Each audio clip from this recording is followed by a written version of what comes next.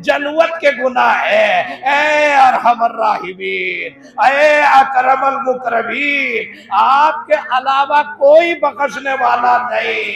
अल्लाह यहाँ तो बगैर जुल्म के बदला लेने वाले खड़े हुए हैं। ए अरहमर राहिमीन, हमारे हाल सार पर रहम कामिल का नुज़ूल फरमा दे। अल्लाह अल्लाह हमें अपनी रहमत में ढाप ले। अल्लाह हमें सूझ है न बूझ है, अल्लाह न समझ है न अक्ल शऊर है। ऐ अल्लाह बस अगर कुछ है, ऐ अरहमर राहिमीन, आप ही ने तो इरशाद फरमाया था वजअलनाकुम खलाइफा फिल अर्द। अल्लाह आपसे निस्बत है, आपके हबीब से निस्बत है सल्लल्लाहु अलैहि वसल्लम। अल्लाह इस निस्बत की लाज रख ले। अल्लाह जैसे कैसे है आपके दरबार में हाजिर है।